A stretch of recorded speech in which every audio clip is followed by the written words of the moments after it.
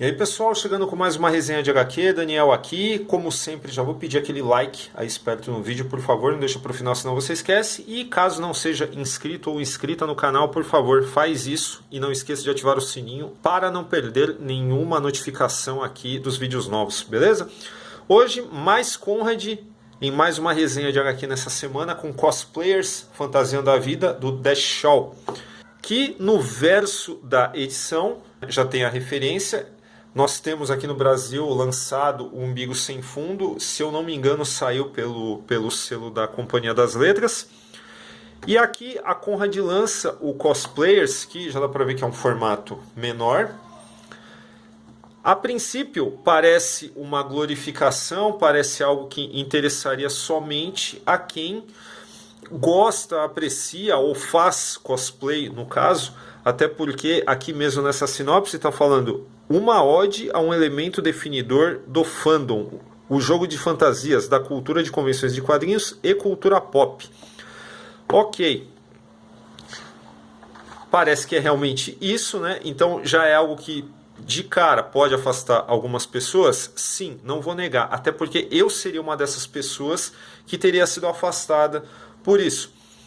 Porém, como essa edição chegou, eu vou fazer a resenha, eu preciso lê-la, certo? Então, aqui, depois eu comento, tá, sobre essa história bônus do começo, mas vamos direto ao que interessa. No caso, conforme eu ia lendo aqui, eu tive algumas impressões que são interessantes, porque isso é uma coleção de eventos, tá? Não é uma história corrida, é uma coleção de eventos envolvendo duas amigas, né? A Annie e a Vert, que tem um canal onde elas fazem cosplay, fazem fanfilmes envolvendo cosplay, evidentemente, né?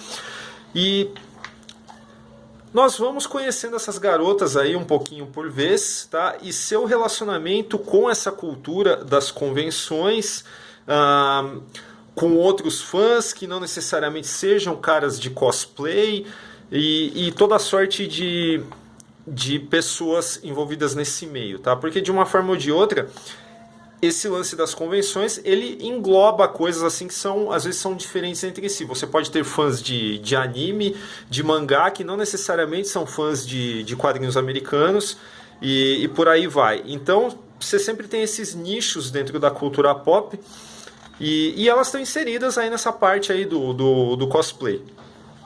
Ao longo do álbum, a gente vai vendo a evolução daquilo que elas fazem, até aventuras para comprar material,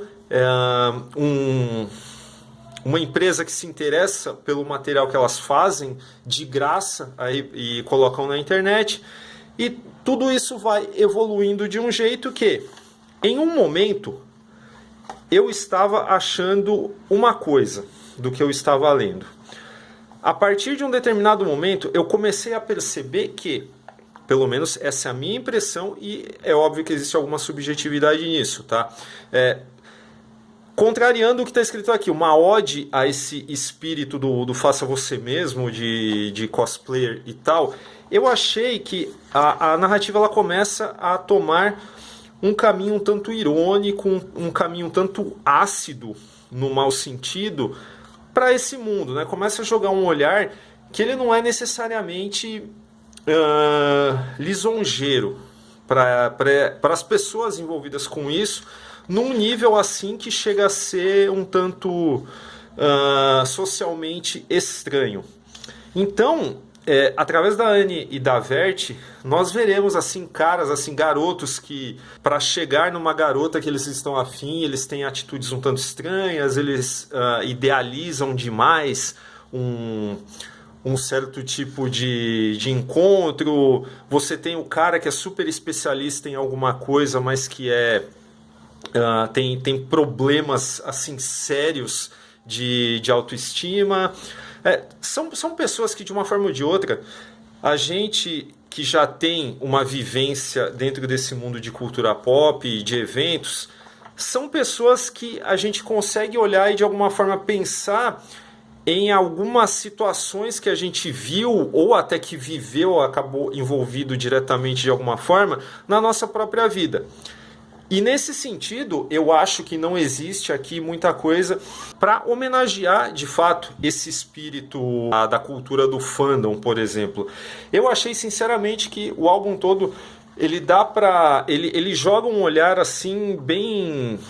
em alguns momentos até triste para esse mundo, tá? Então tem também coisas assim que a gente sabe que existem, como por exemplo a menina que faz um cosplay sério, mas que critica a menina que faz um cosplay mais apelativo e tudo isso, tá?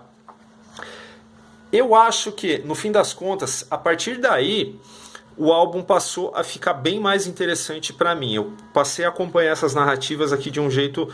Comecei a ver isso aqui com outro olhar. E acabou, sim, me impulsionando até terminar essa leitura. E eu achei que ficou bem mais interessante do que eu imaginava. Sobre a arte do Dash Shaw...